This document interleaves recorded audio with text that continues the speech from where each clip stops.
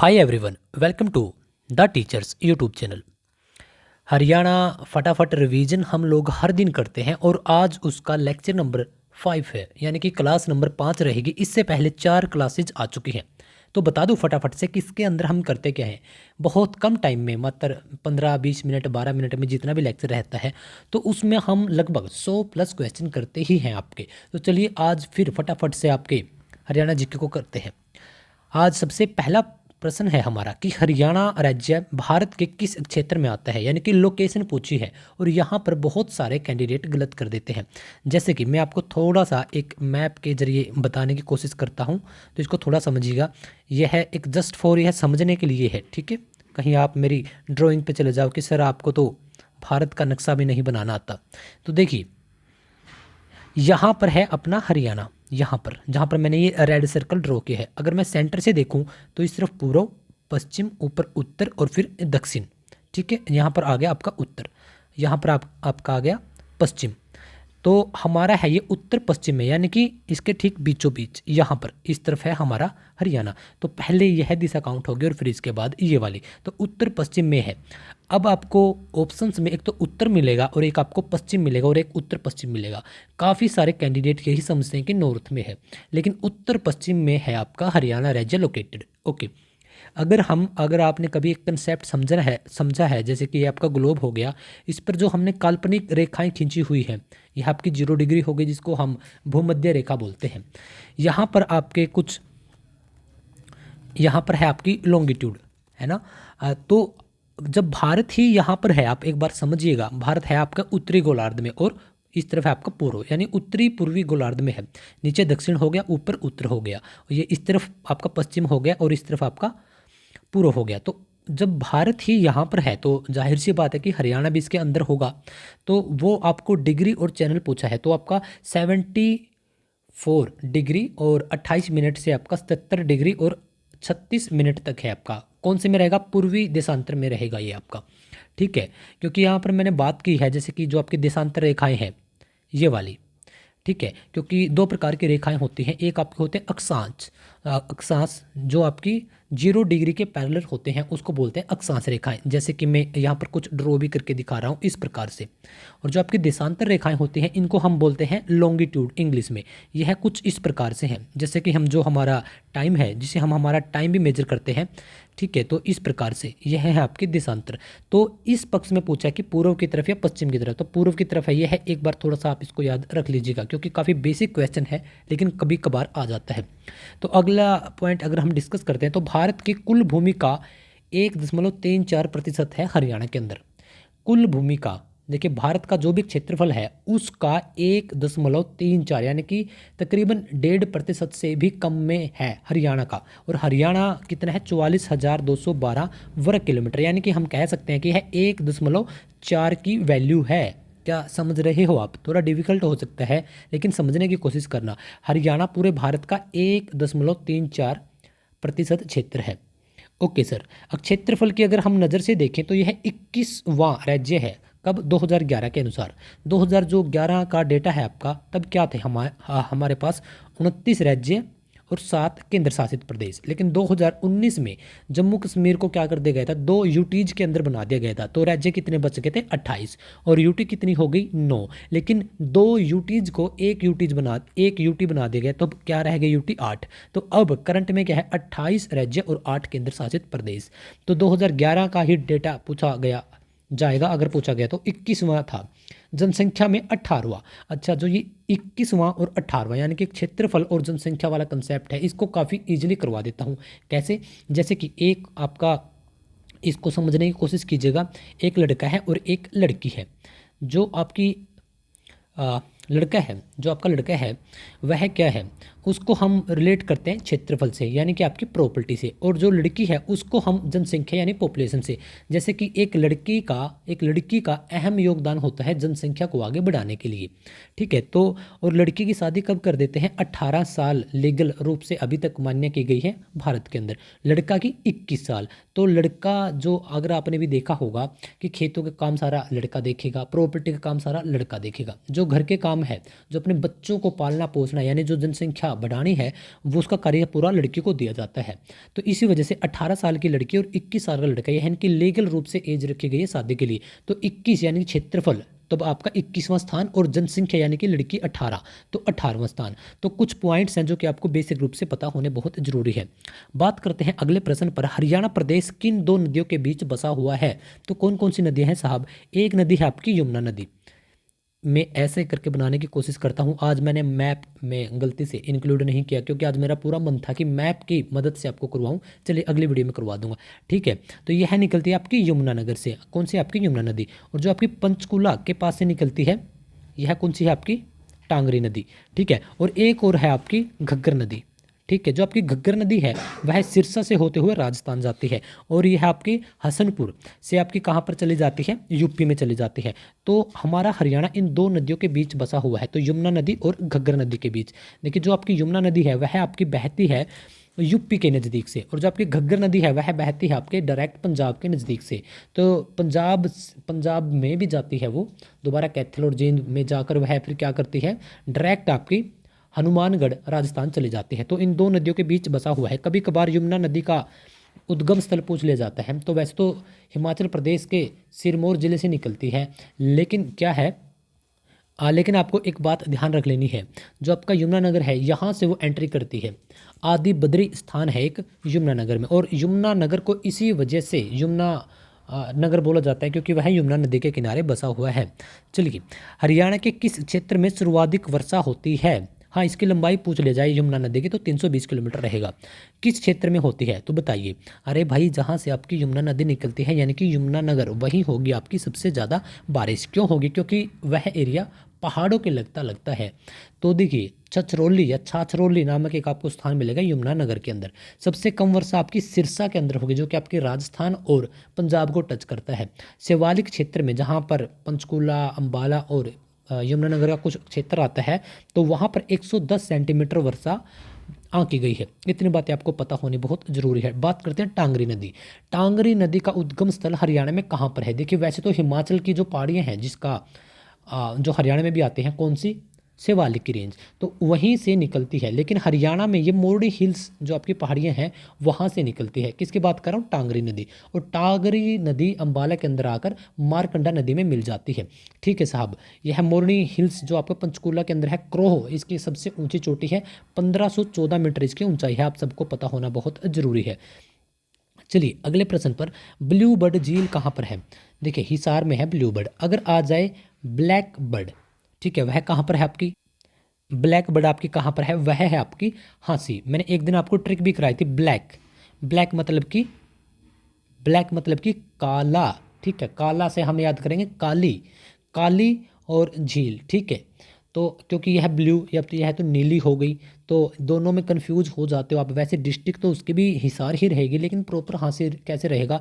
Black यानी कि काला, काला से याद करेंगे काली, और काली होती है खांसी, है ना। काली खांसी सबसे खतरनाक, तो खांसी से याद कर लेना हाँसी, ठीक है। चलिए, कोटला झील है आपकी मेवात के अंदर।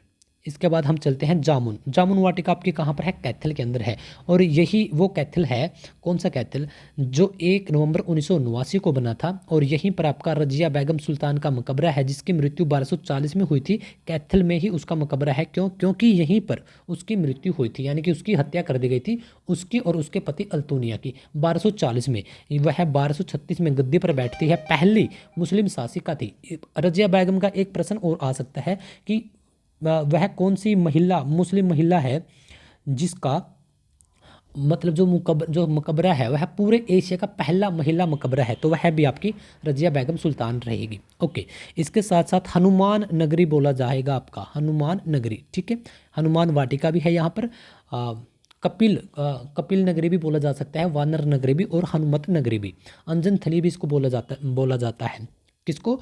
आपका कैथल को, ठीक है। इतनी सारी बातें आपको कैथल से रिलेटेड याद रख लेनी है। हाँ, कैथल, कैथल देखिए, कैथल में अगर आप कोयल को ऐड कर लेंगे, कैथल कोयल दोनों एक जैसे लग रहे हैं, ये कोयल है ये, तो कोयल कॉम्प्लेक्स भी आपका कैथल में ही है। खोल ही रेतान वन्य जीव अभयारण्य है, कितने हैं हरियाणा के अंदर? टोटल 8 हैं। तो 8 में से खोल ही रेतान एक वन्य जीव अभयारण्य है, जो कहाँ पर है? पंचकूला। याद कैसे रखेंगे? देखिए, पंचकूला के अंदर है मोरनी हिल्स यानी पहाड़ियाँ, और पहाड़ियों में ही होते हैं आपके क्या होते हैं? शिकार, ठीक है, पहाड़ियों में ही होते हैं शिकार। ठीक है, और शिकार कौन करता है? कोई शैतान ही तो कर सकता है भाई। तो शैतान से याद रख लेना रेतान। ठीक है, खोल ही रेतान कहाँ पर है? पंचकूला, मोरनी हिल्स। और जब आपका शिकार होते हैं तो शिकारगढ़, शिकारगढ़। ठीक है, शिकारगढ़ भी आपका कहाँ पर है? मोरनी हिल्स, पंचकूला में है।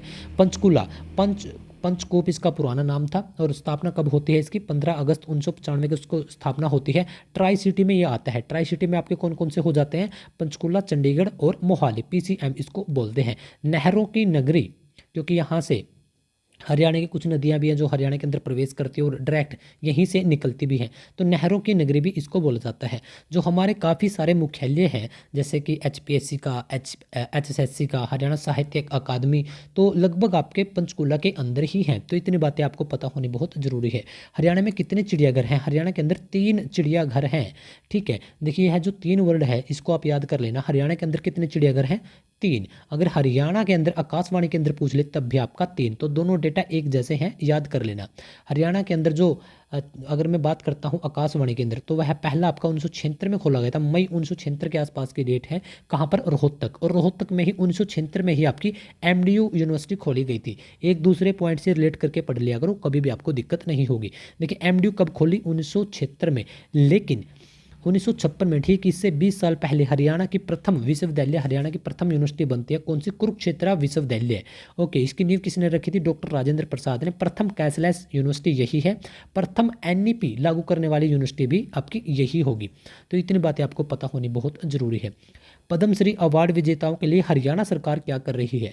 तो वोल्वो बस में लाइफ टाइम फ्री यात्रा रहेगी। किसकी? जिन लोगों को पद्मश्री अवार्ड मिल चुका है। देखिए 3 प्रकार के अवार्ड होते हैं, पद्मश्री, पद्म भूषण और पद्म विभूषण। तो जो सबसे पहले अवार्ड मिलता है वह मिलता है पद्मश्री। भारत सरकार ने क्या कहा है अब 2023 में कि जिन लोगों को पद्मश्री मिलता रहेगा उन लोगों की पर मंथ 10,000 रुपये उनको पेंशन के रूप में दिए जाएंगे, पद्मश्री अवार्ड विजेताओं को। और यह किस क्षेत्र में दिया जाता है? यह एक आपका लगभग आपका सभी प्रकार के क्षेत्रों में दिया जाता है, क्योंकि सामाजिक क्षेत्र में भी दिया जाता है, कृषि क्षेत्र में भी दिया जाता है, कला क्षेत्र में भी दिया जाता है। और अभी हरियाणा से 2024 में 4 लोगों को यह अवार्ड मिला है। बहुत बार बोल चुका हूँ कि इस क्वेश्चन को घोट कर पी जाओ। हरियाणा एचटेट के अंदर, हरियाणा सीईटी के अंदर आपका कहीं ना कहीं यहाँ से एक क्वेश्चन आया, आपको 101% मिलेगा। एक एक कर ही क्वेश्चन बनते हैं, एक एक कर ही आपके मार्क्स बढ़ते हैं। तो उस क्वेश्चन को तो आप कम से कम पक्का कर लो। पद्मश्री हरियाणा से अब की बार 2024 में 4 लोगों को मिला है। कहते हो तो अभी जस्ट 1 मिनट के अंदर करवा दूं? चलिए करवा ही देता हूं। देखिए 4 लोग कौन कौन है आपके? पहले याद रखिएगा महावीर गुड्डू। महावीर गुड्डू, वैसे आपको नाम याद रखने की जरूरत ही नहीं, क्योंकि ट्रिक ही ऐसी करवा दूंगा, आप कभी चाहकर भी नहीं भूल पाओगे। महावीर गुड्डू, देखिए इनको किस क्षेत्र में मिला है? पीछे आता है गुड्डू। गुड्डू और गुडिया का खेल अगर आप मेले पर कभी गए हो तो कौन दिखाता है भाई? कलाकार दिखाता है। तो इसी वजह से इनको कला क्षेत्र में मिला है। जींद डिस्ट्रिक्ट और गांगोली गांव से ये हैं। दूसरा मिला है आपका डॉक्टर रामचंद्र को, डॉक्टर रामचंद्र सिहाग। यह आपके हिसार से हैं। डॉक्टर रामचंद्र सिहाग किस क्षेत्र में मिला है? देखिए रामचंद्र मतलब भगवान की बात की गई है, श्री राम जी की बात की गई है। जो आपकी साइंस है, जो आपकी विज्ञान है, वह आज भगवान रामचंद्र को भी मान चुकी है, भगवान जी को भी मान चुकी है। क्योंकि पहले साइंस यह बोलती थी कि हम भगवान को नहीं मानते, हम जस्ट साइंस पर बिलीव करते हैं। लेकिन आज आपकी साइंस भी यह बोलती है कि हाँ, जस्ट साइंस नहीं है, कुछ और भी है जो हम भगवान को मानते हैं। तो किसको मानते हैं? भगवान रामचंद्र को। कौन मानते हैं? विज्ञान वाले। तो विज्ञान एवं प्रौद्योगिकी क्षेत्र में किसको मिला है? डॉक्टर रामचंद्र सिहाग को। कहाँ से है ये? यह है आपके हिसार से। चलिए इसके बाद आपका मिलता है एक हरिओम को। यह भी डॉक्टर हैं, डॉक्टर हरिओम। डॉक्टर हरिओम कैसे याद रखोगे? देखिए कोई किसान हो, कोई मजदूर हो, जब भी खेतों पर जाता है, खेतों पर कार्य करने के लिए जाता है, तो सबसे पहले वह क्या बोलता है? हरिओम परमात्मा। तो जो ये हरिओम है तो हर एक किसान बोलता है, तो इस वजह से इनको कृषि क्षेत्र में मिला है। और जो सबसे आखिर के हैं, देखिए उनका नाम है गुरविंदर। गुरविंदर, गुरविंदर में आपको एक वर्ड नजर आएगा, गुर। गुर से याद कीजिए गुरु। ठीक है, और गुरु का क्या काम होता है? समाज में भलाई करना। तो सामाजिक क्षेत्र में सहयोग करने के लिए इनको यह अवार्ड मिला है। तो 4 के 4 मैंने फटाफट से करवा दिए। तो चलिए अब हम आगे बढ़ते हैं। हरियाणा के जो नए मुख्यमंत्री हैं उनका क्या नाम है? नायब सिंह सैनी है। दूसरी बार ये अब बने हैं।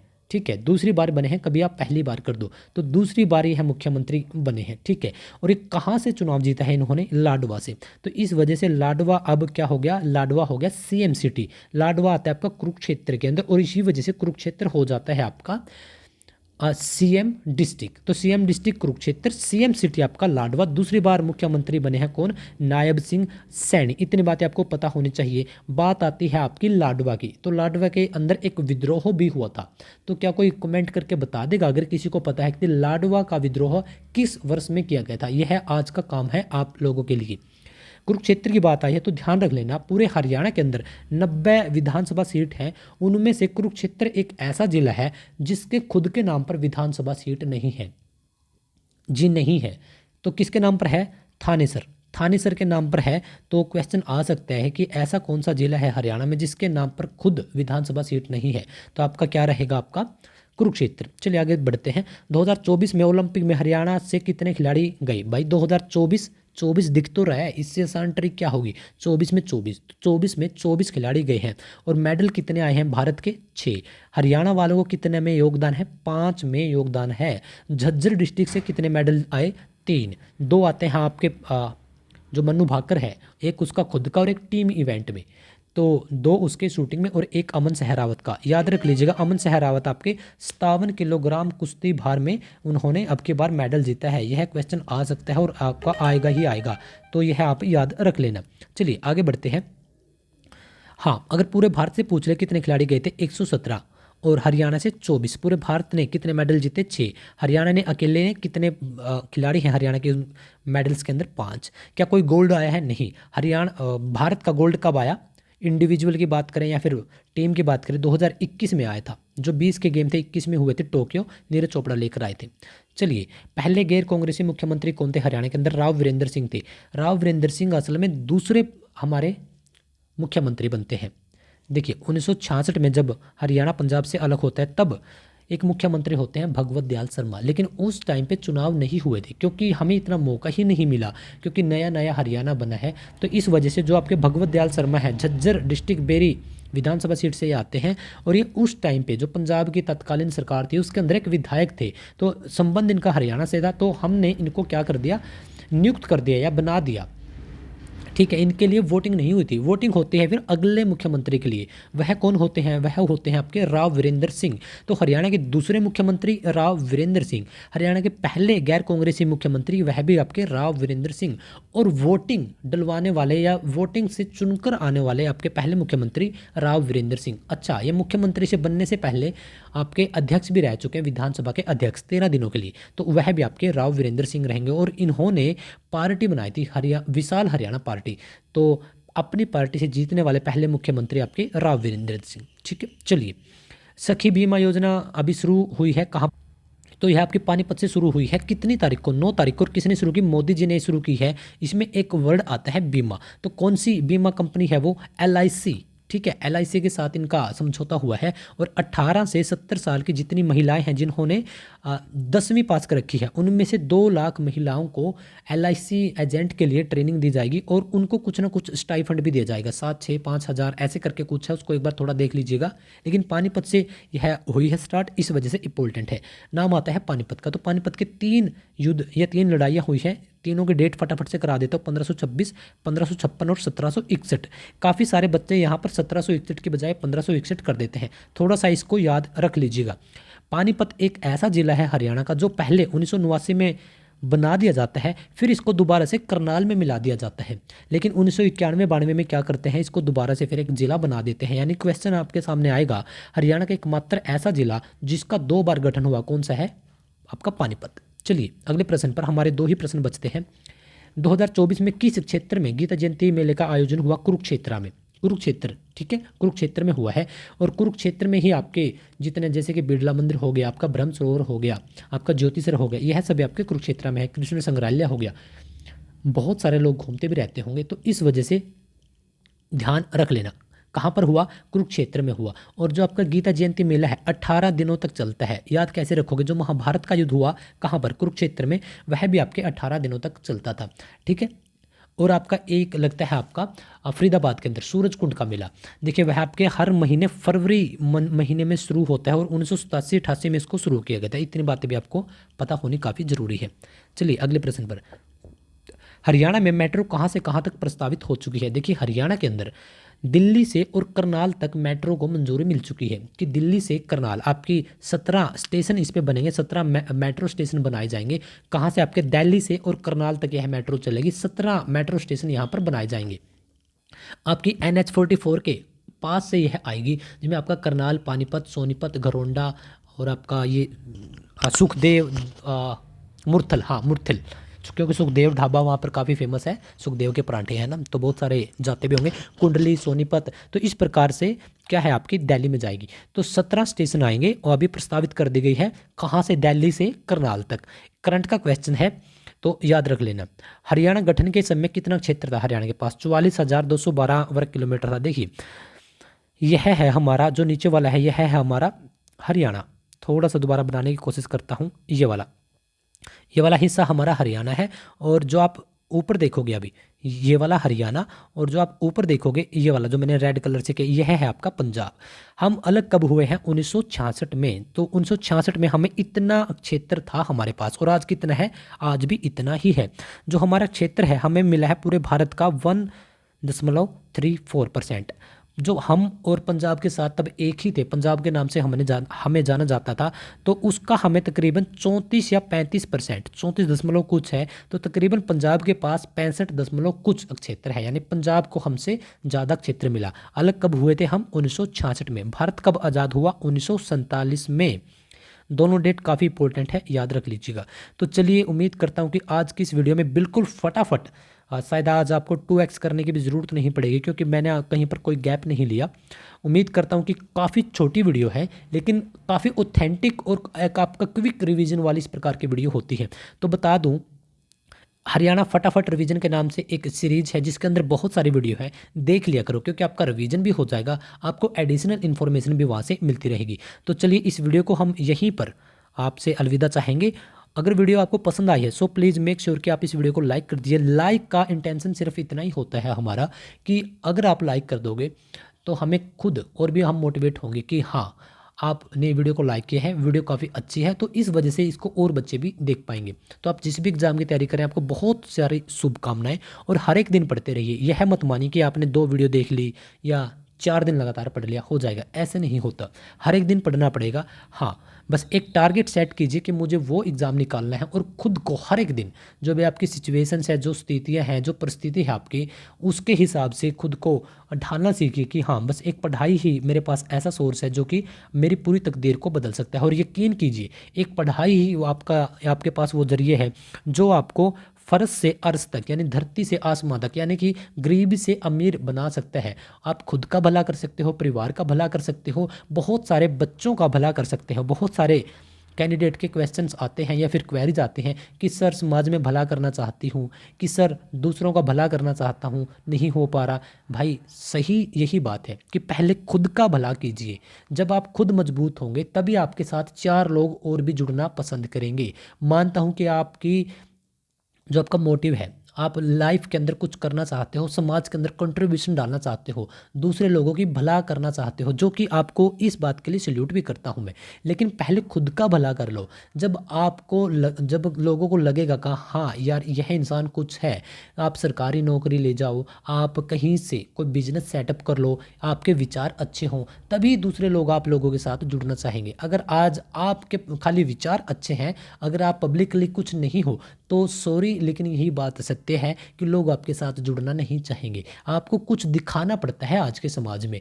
तो आपको अगेन बहुत सारी बधाइयाँ, और बहुत सारी वीडियोज़ हैं उनको एक्सप्लोर कीजिए। जो मैंने आपको एक क्वेश्चन दिया था उसके साथ साथ मैं आपको एक क्वेश्चन और देता हूँ। बताइए गीता जयंती का मेला कहाँ पर लगा 2024 के अंदर? कमेंट करके बताइए।